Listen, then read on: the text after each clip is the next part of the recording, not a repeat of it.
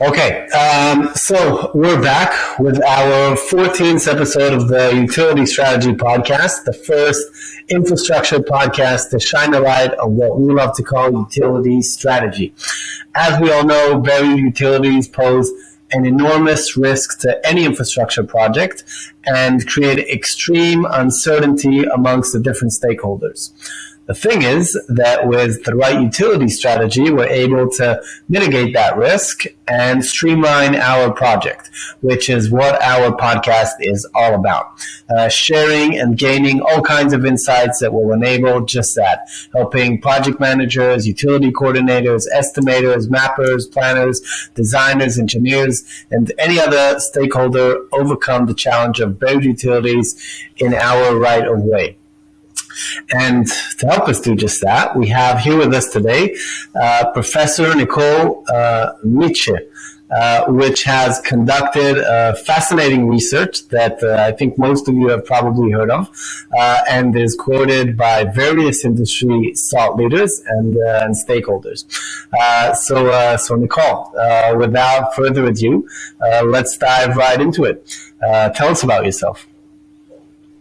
Yes, hello. So my name is Nicole Metje. I'm an academic at the University of Birmingham in the UK.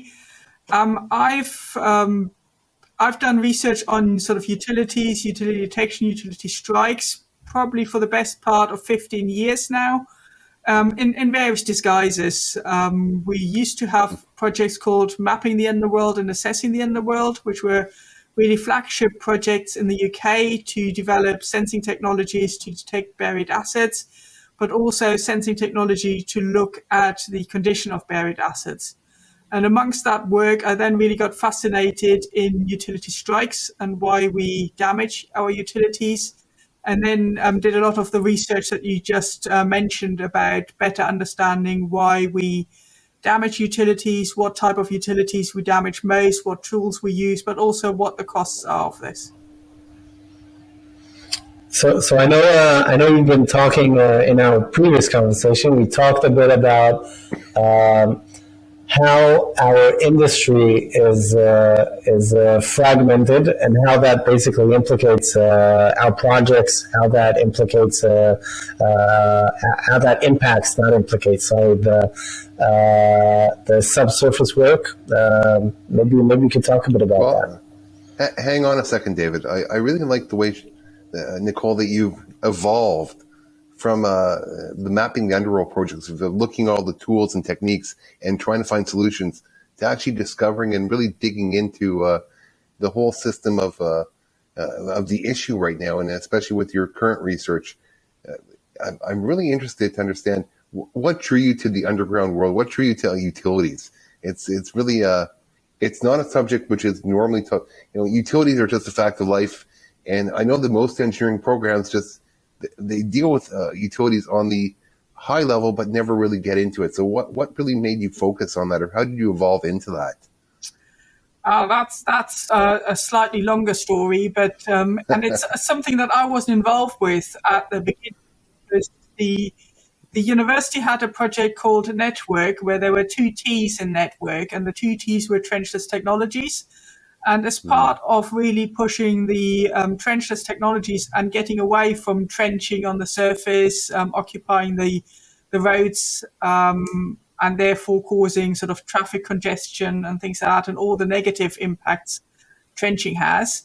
As part of that, the stakeholders actually said, we have the technology to do trenchless. We would love to do it even more and more. But one of the problem is, or the biggest risk to using trenchless technologies, is not accurately knowing where our existing buried assets are.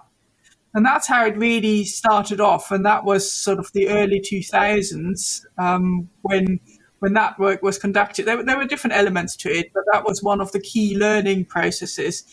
That then set up a what's called a sandpit. So our research council funders developed a framework or a methodology where they brought people together under what they called a sandpit from really different backgrounds and different interests to really look at the problem from a bit sort of left field And out of that stemmed the mapping the underworld project. The initial one was a feasibility study, and then it moved into a much more in-depth study. So it really all stemmed from the trenchless technology work and the problems that they are facing to really start looking into that area a lot more.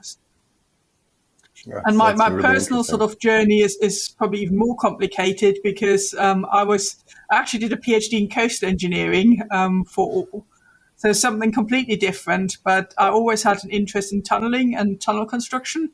And at the time, one of the professors here at Birmingham said, well, pipes are tunnels just on a very small scale. So if you're interested in tunneling, why are you not? You could be also interested in buried pipes. And that's really how it all developed. So the research at Birmingham developed from the trenchless technology side, and my personal interest in it actually stemmed from tunneling, and a pipe is a small tunnel idea.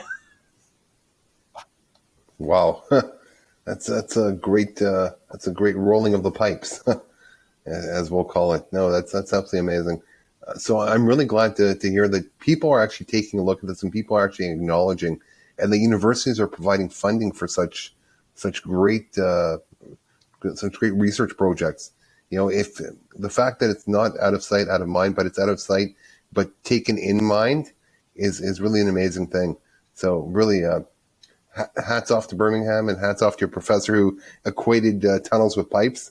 I never really thought of that tunnels are smaller pipes are smaller tunnels, but I see the analogy now. I suspect some of the pipes can be quite big, and then you get more into sort of your micro tunneling with some of the sewers and things. So I think it's important to note it wasn't the university who paid for the funding. It's actually the UK research councils, in particular EPSRC, so the Engineering and Physical Sciences Research Council, give the funding to the universities. But you obviously have to make a really good case. And I think what was really helping us at the time was that industry was it was beginning to be more on their sort of at the forefront of their minds, the issues, as I said, especially driven initially from the trenchless technology community, the sort of industry partners, but then also from the asset owners themselves, but also those operating in the street. So I think very quickly we accumulated quite a strong industry backing and industry interest in the work we were doing. So I think that's really what helped sort of really accelerate it. And that's still what I do today. The working with industry is probably the most exciting aspects of the work. The research itself, being an academic, clearly that's exciting and that's what I enjoy. But I think also really seeing the impact of the research is what I think is really important. Wow, David, do you have any other questions about that? That's really I'd like to hear that. Well, I'd love to dive into maybe we can talk about NUA a bit. So yeah, if for those of you on the call or who will watch this who don't know what it is, so NUA is an acronym standing for the National Underground Asset Register. This is an initiative in the UK that is driven by the Geospatial Commission, which is part of government. And the idea, as the name says, is to develop a platform which hosts all the information about our buried utilities or underground assets, but mainly focusing initially on utilities as opposed to anything else. So they've done a pilot study, and I was on the advisory team that's finished, and they've now commissioned it at full scale. So what the advantage is, so you might wonder why is this needed. So in the UK, the industry is quite fragmented, which means we have a lot of private companies who can put buried assets in the ground, and they all keep their own record on their databases. You've got you can inquire about it, and there is a standard which says how quickly the company should respond to your request for information. We also have a couple of centralized, not centralized, but a couple of service providers who will do the search for you based on the information they hold on their database. But otherwise, you're basically potentially contacting tens of companies who may have assets in the ground in the area of interest. And to overcome this issue, the Geospatial Commission, as I said, started looking into this problem and testing, doing the feasibility study. And now they've commissioned it. And what this will give you is a central portal which you can put in your coordinates, or you put in a polygon. I'm not quite sure what it is at the moment. And you can get the information of the buried assets in that particular area within your location. So sorry, just to clarify for our North American viewers, because a lot of people who are going to be seeing this video are from North America. The UK does not have a centralized 811 or call before you dig system, correct? We don't have that system. And within North America, a lot of jurisdictions have that. It's not a passive response, but it's an active response, where actually utilities send people out every time you're going to call for an excavation. They actually send people out to make sure that you are not going to hit their lines and to actually mark out their lines. And that is not commonplace in the UK. I believe that for the UK, there are a few private systems that actually do that for you. But in North America, it has become a growing industry of damage prevention, where a lot of companies are not sending their own people. They're actually hiring third-party contractors, LSPs, locate service providers, to go out and protect their plant. Now, is that good? Is that better? Just in terms of the numbers and the damages, and just also at the scale of excavation in the US versus UK or versus other places, it would be interesting to know. But in terms of damage prevention, do you believe this is going to be a big tool in damage prevention, Nicole, for the UK? I believe it will be the first step in the right direction, because what it will do, it will still only, in apostrophes, pull together the information that's available on statutory records. So that still just means what the individual companies hold, but it will stop you having to hunt through that information by having to contact the different companies or authorizing a third party to do so on your behalf. But what it doesn't do is it won't change the accuracy of the data that's on those statutory records. So that's something it will not do. It will just pull them together. What it will certainly help with is there's quite a lot of work that's classified as emergency work, which falls under different guidelines and rules and regulations. And the emergency work, so if it's driven by, I don't know, the outage or so, which has to be repaired within a certain time frame, often sort of 24 hours, then you just haven't got the time to contact all these individual organizations to ask for their statutory records. You then put it together on your database. So therefore, that will have quite a significant impact in that area. But it still is only as good as the original data is. And that's where there will be work that follows on from that, is how can we update the data as we get better information. And that better information can come from a whole range of sources, I believe. So it's obviously the asset owners improving their own statutory records because they have excavated something, an area, they may have renewed their assets in an area. They may therefore know as-built information, which feeds into their own records, which then automatically feeds into the newer platform. But what I think you can also do is there's a lot of work that's done as part of call it a third-party contract. So where a contractor wants to build something, nothing to do with the utilities, but as we know, every time you break ground, one of the biggest hazards or risks are the buried utilities. So therefore, they will commission a organization to carry out a utility survey, at least you would hope, following a PAS 128 standard, which is the UK standard, which is sort of akin to ASCE 38 in North America. But it's slightly different, but hopefully they will commission a geophysical survey company to do a quality level B survey. They will do this and they will provide the data to the contractor and or consultant. But that data is available, but that data doesn't necessarily feed back to the asset owner. So even if you find your asset is the actual position, location of the asset differs from the statutory records by more than a meter or so, there is no requirement to inform the asset owner that the location on their statutory record is incorrect. You will get a lot of good contractors and consultants who will do that as part of their processes, but there is no formal framework that this has to be done.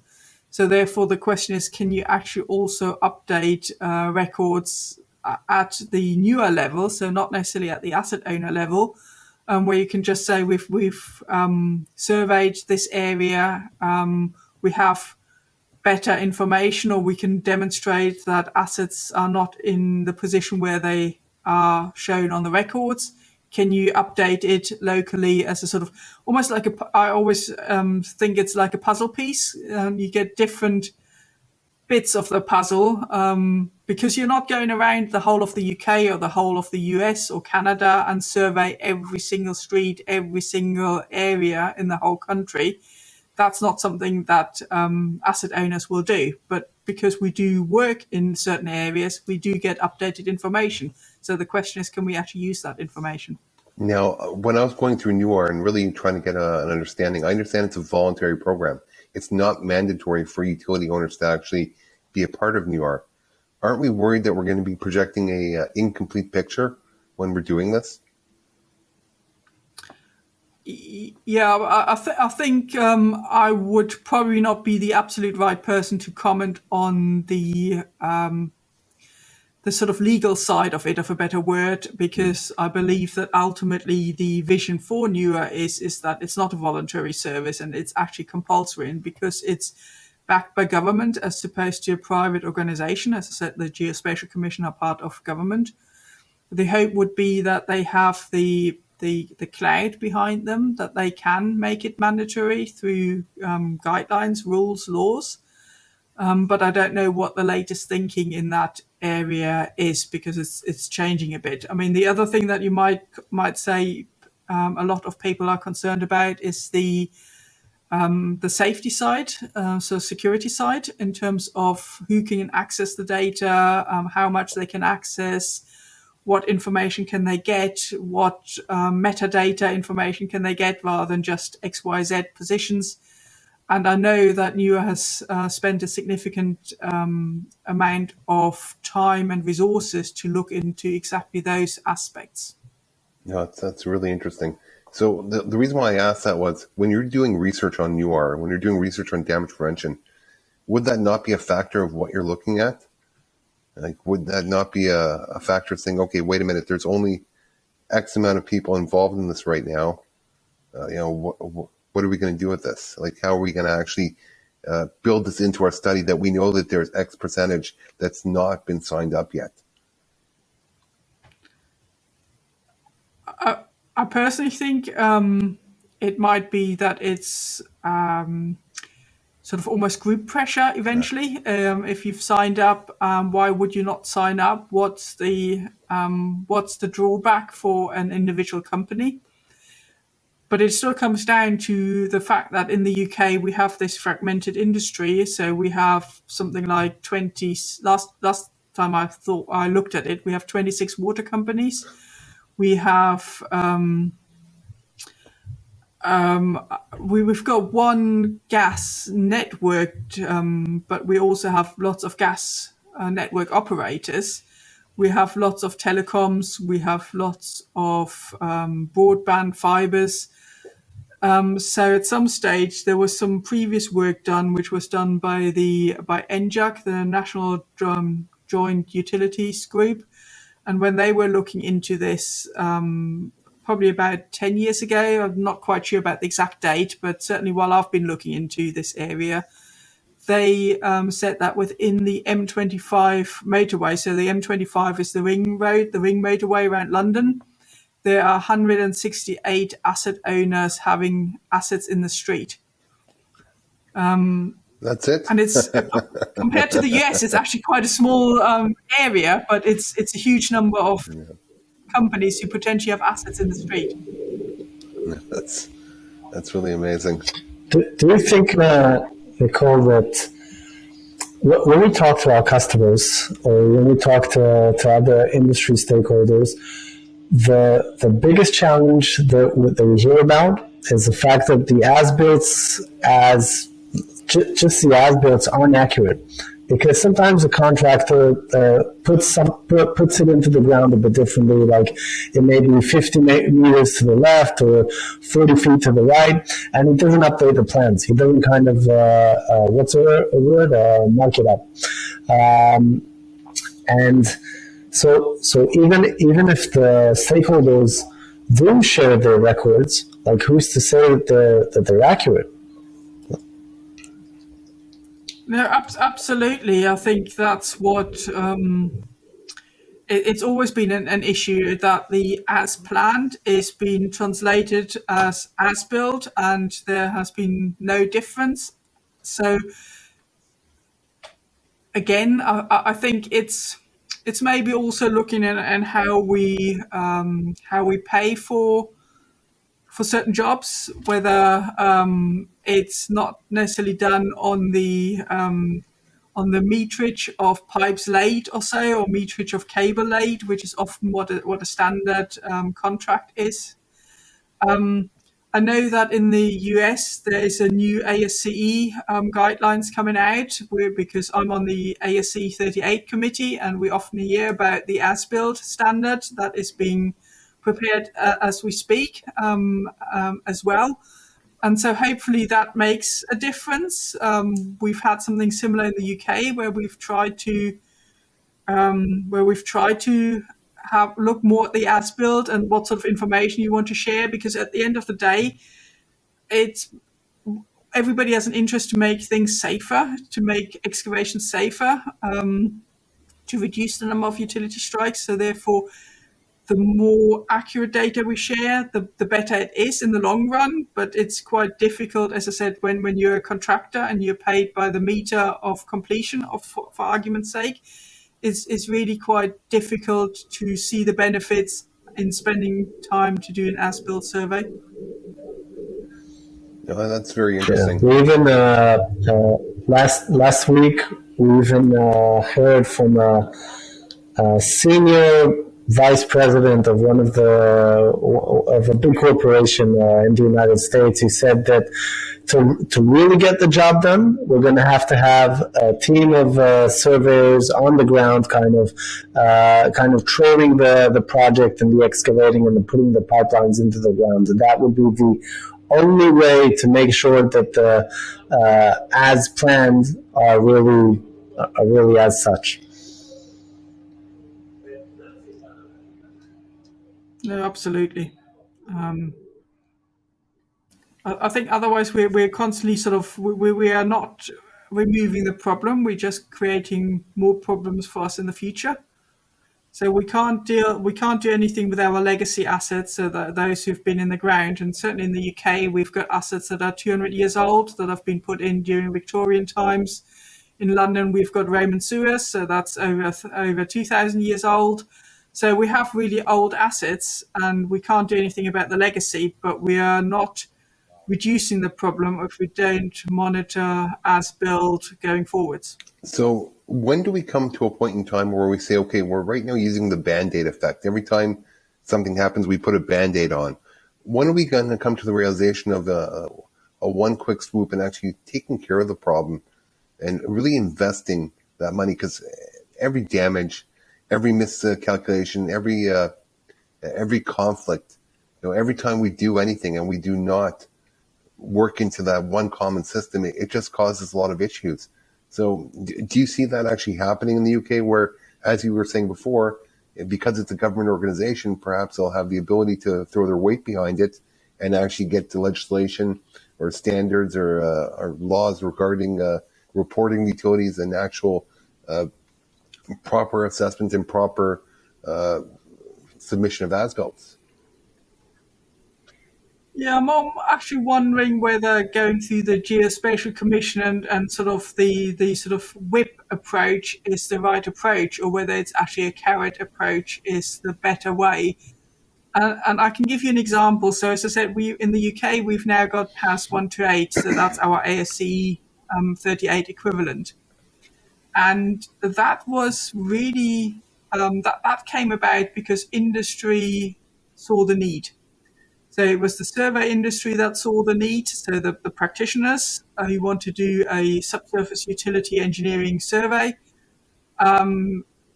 the contractors, the consultants, because they said we can't differentiate between different quotes we're getting. We're getting quotes for X £1,000 and 10 times X £1,000, and we can't differentiate what the differences in quality we're getting.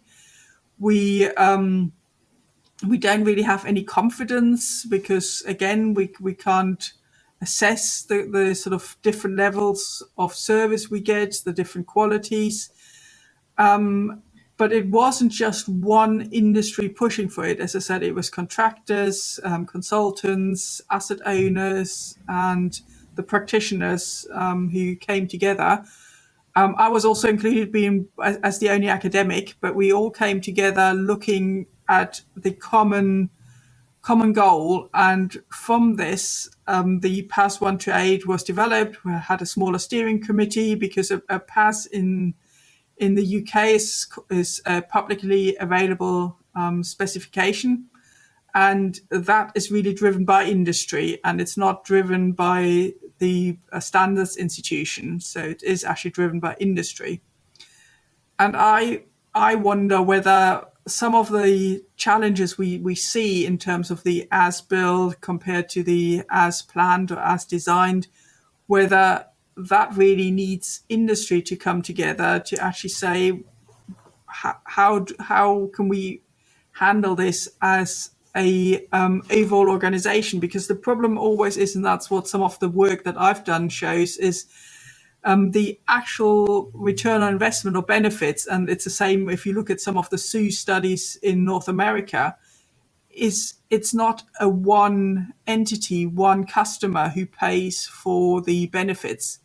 It's actually covered in different areas, because you've got, if you think about it, so in my study, we included things like outage of business, closure of business because a water pipe or cable was struck, so the business had to close. Then we looked at all the extra detours people had to take because they couldn't go along a certain route. We looked at air pollution because of having traffic management, looking at what additional CO2 you have. Sorry, Nicole, that is your study, what you're doing on the roundabout effects of a utility damage, or?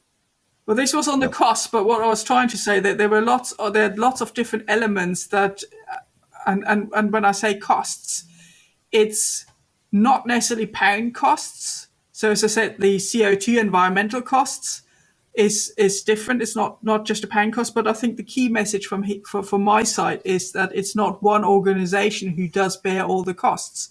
So the environmental, the CO2 emissions, that's the it's the public.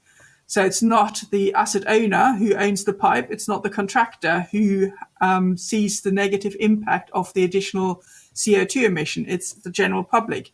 If you have an outage to a theatre and the theatre has to close, then it's the theatre's loss of business, and the people who, the audience who was watching that, who get their money back or have to go, so they don't have their entertainment. And I think it's that sort of thing where I think the sort of the difference between the as built and as planned, and the sort of really having a community drive towards making things better, because you cannot say it's the asset owners, the utility companies, they will save all the money, because it isn't. You can't say the contractor will save all the money, because it's not them either. You can't say it's the people who pay for the bills, the utility bills, because it is them in some respects, and the bills might actually go up, but in turn they may use less petrol because they're not stuck in traffic jams. So they all linked these impacts of not knowing where our buried utilities are. If you're looking at it much broader, there's insurance company aspect to it that you could discuss as well.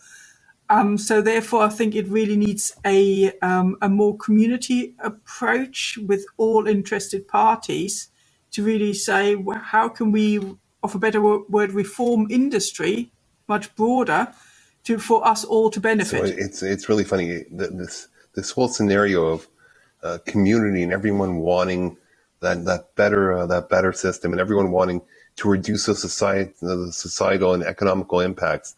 But that brings me to the I remember who was it, Robert De Niro, saying everyone likes to go to the party, but no one likes to clean up.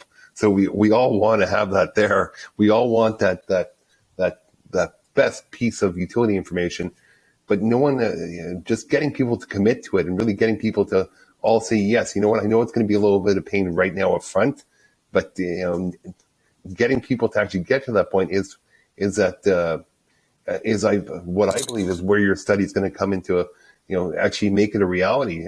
Showing people, hey, wait a minute, we are paying for it, we are looking at it, and what type of impact has your study, or is it still ongoing? Like, do you think you're going to be having an impact? Where is this going to be released? Is it going to be on the front page of the London Times saying societal impact and cost is destroying our lives, or are we, is this going to be shelved and it's going to be read out? It's going to be quoted in a few other studies 5 years down the road.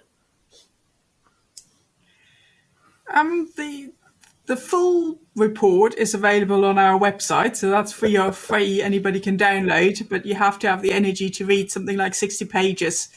A short version of this has been published as an academic paper, although it's published in a journal that is, I would say, less academically not focused, but it's also attracts industry as well, rather than a purely academic journal, and that's also free because we've made it as open access, so that can be downloaded. Anybody who wants the sort of shorter version of the 50 pages and just wants to read the sort of 10 I can't remember, but around 10-12 pages or so that's the condensed version.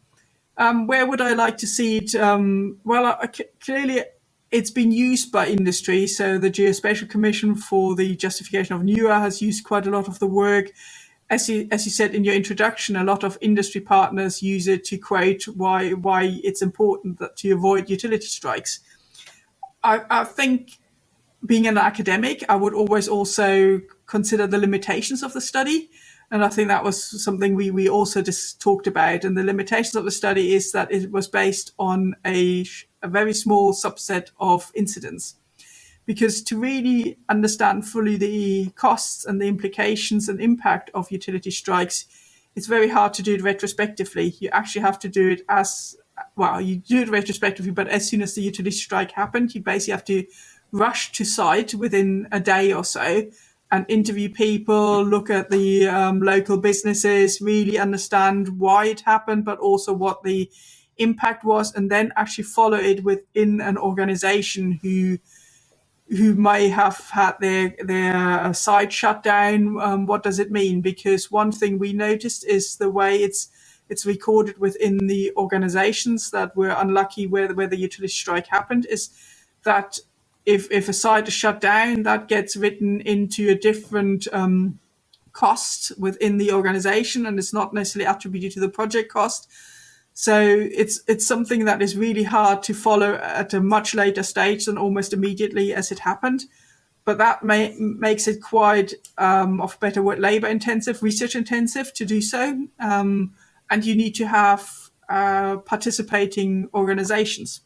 So my aim is to still, through sort of smaller research projects, through students, to expand on this and to get more data so that we can get more confidence in the data.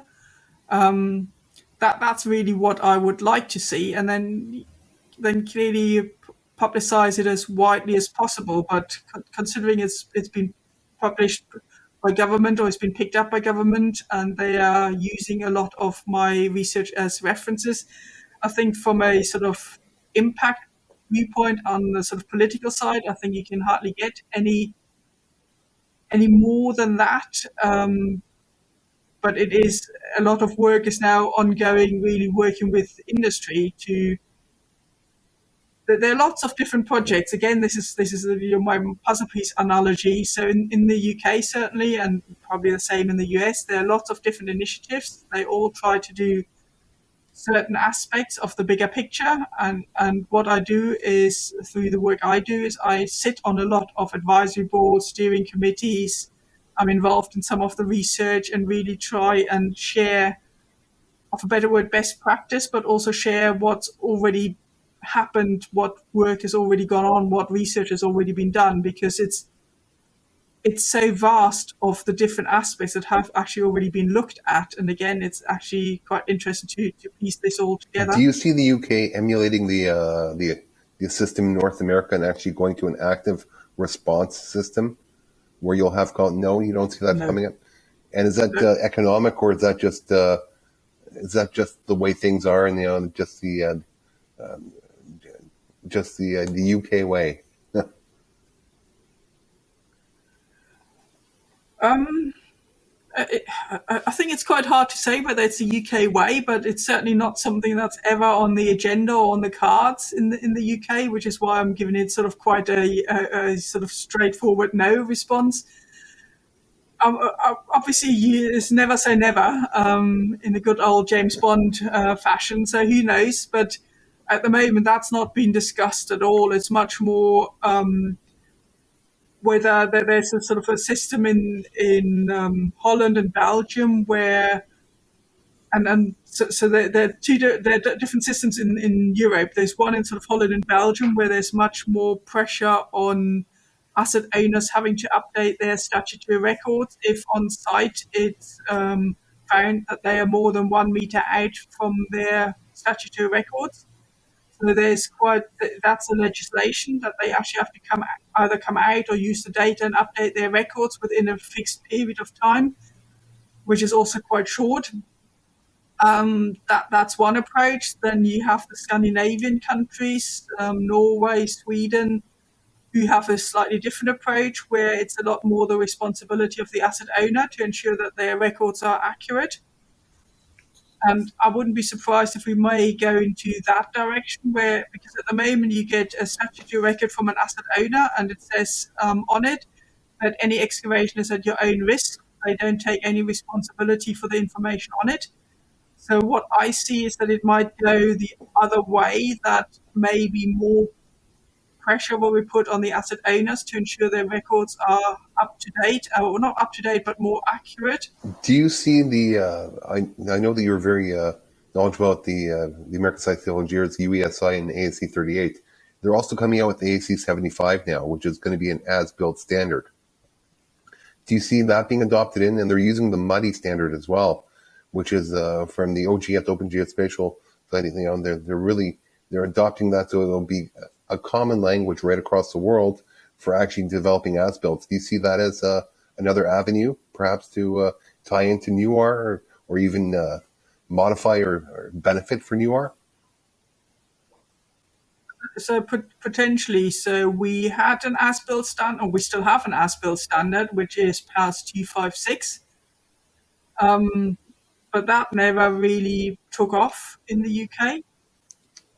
It never really seemed to have the sort of industry buy-in, even though it was developed by industry, but I think it was a small subset of industry, so it didn't have the large buy-in that you would expect. I think the as-built will come up every now and then, but I think you really need to get the buy-in of industry, and being so fragmented, I think that's quite challenging. That reminds me actually of the Canadian, the CSAS 250. They came out with a fantastic as-built standard in 2010. It was released in 2012, and they just actually did an update of it. But unfortunately, I think only 2 or 3 municipalities have actually adopted it, and only very little utility. I think maybe 1 or 2 utilities have actually adopted the use of that standard. Now, there are a few progressive municipalities who are now tying that into their permitting, saying that you shall return a CSAS 250 compliant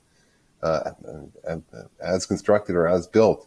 But it's really amazing how we have such great documents and such a great amount of time that has gone into actually producing them.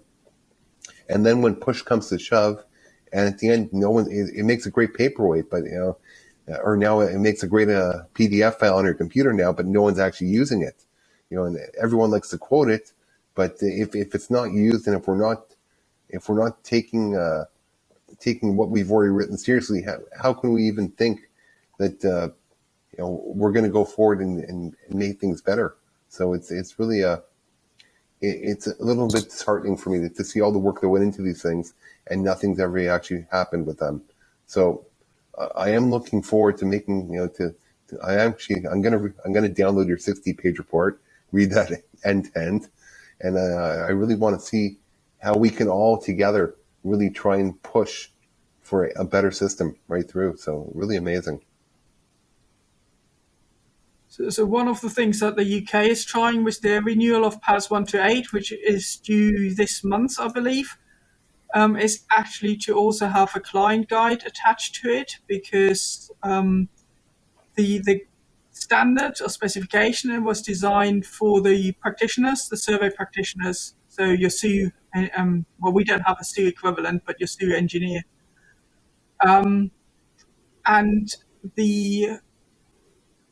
So that was a reaction to the feedback from when the standard was developed, because what you want local authorities, you want companies, consultants, you want them to, if they commission a utility survey, you want them to commission it following PAS 128.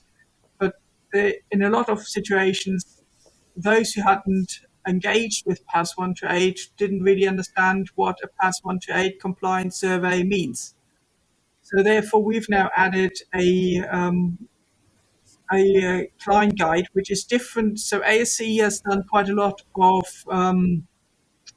explanatory text in the specification, the new version, but that makes it has the same impact, but we've chosen to do it as an attachment, of a better word, or annex, and therefore we hope that helps the adoption of the standard by those who commission the work a bit more, so that then industry can actually fulfill or work towards that standard. We're also in the process, but that's probably a time for another podcast, we're also in the process of looking at accreditation of survey companies, because again, while we have the standard, there's still a difference when somebody says we do a PAS 128 compliant survey. That may not always mean exactly what those words say. So there's quite a lot of work, and that's again driven by industry, because they said, well, we've got the standard, that's great, that's the first step, but it's still quite hard for a client, if you have a list of potential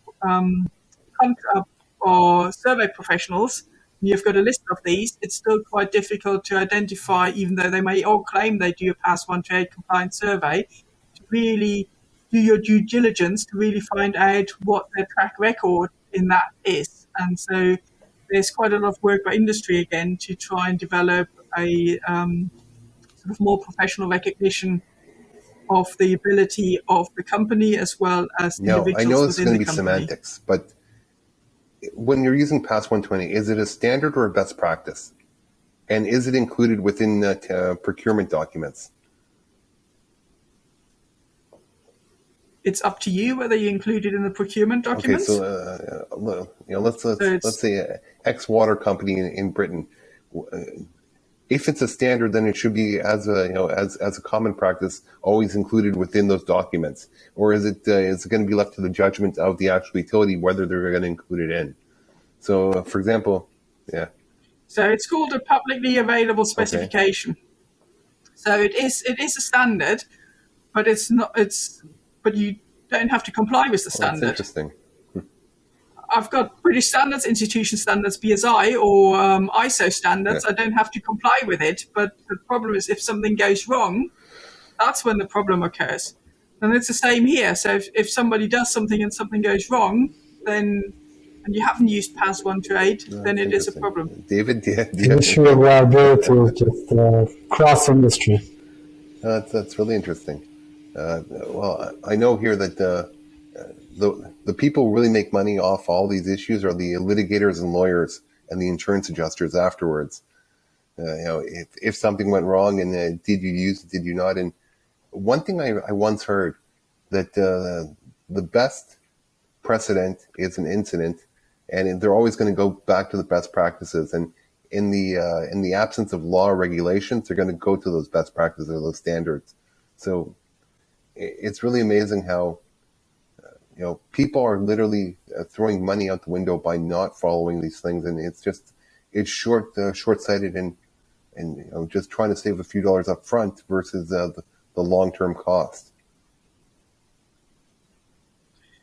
Yeah, so in the UK we haven't got the sort of all the litigation side yet, maybe, but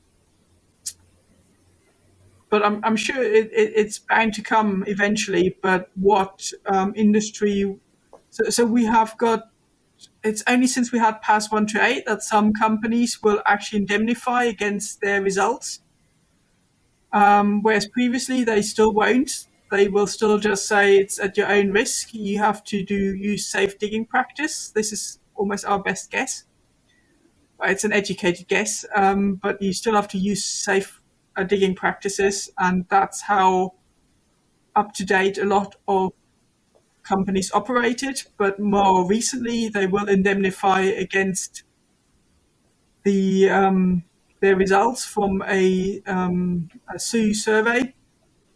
But obviously there will be all sorts of caveats, but they will do that. But that's only fairly recently, and certainly only since PAS 128 came out. What do you see as the biggest challenge of really unifying the industry right now, in your opinion? And I know you have a lot of perspectives of this from all the different positions and from all the different studies that you've taken. But what do you see as that biggest challenge? I think in the UK it is the fragmentation, which is also linked to how the individual utility types are regulated. So we have different regulations for water, gas, electricity, telecoms. They're all regulated by different regulators with different drivers, different targets, and I think that is quite a challenge, because if I think about a water company, I haven't looked at it recently, but Ofwat, which is the regulator for water, they will stipulate all sorts of KPIs, and whether the utility strike, reducing utility strikes, is one of the KPIs. I'm not 100% certain, but it will have also the biggest driver will be to reduce leakage. But that can come because there's a utility strike, but can be all sorts of other reasons, deteriorations. It's probably to reduce effluent going into our natural waterways. And it's probably to ensure supply to consumers. And I'm sure there are loads of others. I haven't looked, as I said, I haven't looked at the KPIs in detail recently. But the reduction in utility strikes, I would be surprised if that's there as a KPI in those words. It is indirect if you can reduce your leakage. Some of the leakage might be because you damage some of your pipes. But there's also a lot of you have to understand that there's quite a lot of that the companies, the asset owners, don't necessarily do the damage. It's often third party. So it's another contractor working on somebody else's behalf who damages your asset as a third party damage. And it's not necessarily the asset owners working on their own assets doing the damage. So again, I think you have to differentiate. I think it's just a complex industry, complex environment, and I think that makes it really difficult. With the future here, and with your students and your grad students and all the different people that you have involved in this, do you see, by giving them the tools, do you see them actually going out to the industry and affecting change? I know that's every professor's hope and want and wish, that you give them the tools and they'll go make something happen with those tools and affect change and really build the momentum. But do you see a difference in the students today of them taking your information, taking the information they've worked on and really going forward with this? I think in a certain degree, probably not as much as I would like for the reasons you alluded to, but also because we probably don't have quite a critical mass of students who've worked in this area. So because I'm still quite heavily involved in doing quite a lot of the work, so the sort of grad student system works quite differently in the UK to what it does in North America, because I've got friends who work in Canadian universities, and it's quite different of the lengths of research the grad students do. Ours do quite short research projects, so that it's quite difficult to get them involved in the depth. But every year I've got students who are interested in the field, and it will certainly open their eyes, and I think they get a much broader appreciation, because some will look at the sensing technologies, some will look at some data, statistical data, record data. So we're coming at it from different sides. So I think overall it is an area that is certainly developing, and I think I'm hoping that these students go out into the industry, into other academic positions, and really have an appreciation of the problem. I don't think all of them will stay in the field. I think the other problem is that in the UK, the word municipal engineering, and under which I would say this sort of falls, is not a very common term anymore. So we don't really have municipal engineers in our local authorities. But I do know that a lot of colleagues will sort of place utilities and utility engineering at the forefront and really have an interest in that. So that's, when I say colleagues, that's broader, but I think it's almost people who have an interest in that are really pushing for it. It's not that they're not in every local authority you've got someone who will championing this, but you have probably enough championing it across the UK that we can see some really progress. It's really funny because when I went to school in Calgary, I got into the utility engineering world just by chance through a private locating firm and a public locating firm. So it's really, really incredible how, just the love for utilities has grown within me over these years, and everything I do and think about are just utilities. And it's been an evolution for me of how I've developed within the industry and how I've participated within the industry. And again, it's all a matter of a personal passion, which I really enjoyed. So it's so true what you said right now. So I can personally feel it, and I can personally understand exactly what you said. David, anything? Nicole, anything else except for my personal passions? We're coming towards the end of our episode, and we have two last questions that we ask every guest on our show. The first is, what advice, from your experience, from your academic perspective, what advice would you give industry decision makers to tackle the issue of subsurface utilities in 2 or 3 sentences?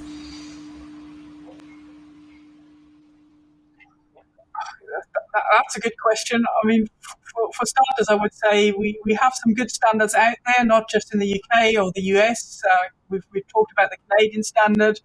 We've got some in Australia and other places in the world. So I would say actually utilize the standards a lot more, and because I do actually believe that they're really good standards, and I think if they are applied more regularly, I think we can actually already make quite an inroad to reducing utility strikes. But I think the one aspect we haven't talked about, and we are surely up against the time, is to also consider the human aspect, because no matter how good the data is that you have, how good the instrumentation is that you can have to detect varied assets, there's still a human component, and people will get things wrong. And I know that in the future, I've been involved in a couple of projects where they're actually looking much more at autonomous work where you're actually not, where you're taking the human aspect out of the system. Whether that's the way we go, I mean, I can't see this happening in the next couple of years or 3 years, but I think in the long term, so 5 to 10 years, I really see that that's an area that will sort of really drive research and drive the way we operate in the street. That's a very good point. Last question. Who do you think we should have on our podcast next? Sorry, say that again. Who do you think we should have on our podcast next as a guest? I'm putting you on the point. Yeah, slightly depends how forward-looking you want to be. I've worked with some amazing people. So there are people in Holland who've done quite a lot of work into sort of utility management, not just focusing on utility strikes, but taking a much broader view. So that's Leon van der Schulthuis. So he is quite interested and well connected in that field, and also because they have the CRIC system in Holland. There are people in Norway who do quite a lot of work with the sort of Norwegian system and can give a different viewpoint. If you want to go back to the US, I think one person who's really sort of had a really big influence on the UK and really influenced the development of PAS 1 to 8 is Nick Zambilis, previously at Cardno, but he's since then retired. But I think he could give you quite a good view because he also done something internationally as well. So outside the US, outside the UK, he's done quite a lot in South America to really develop this as well. So maybe in our follow-up email, you can do some introductions to those because all found very relevant. Okay, it's up to you. But I think It is a small environment. It's amazing how many people know each other. Anyway, those are all the questions. I don't quite want to cut it short, but I can see a long queue of students coming up for my student hour. This has been a fascinating episode. Great to get the UK perspective and great to take a deep dive into your work. Lots of value here. Lots of quick bits that we're gonna put out on LinkedIn and share with our community. And hopefully we'll be able to have you again here in the future. Thank you very much for having me.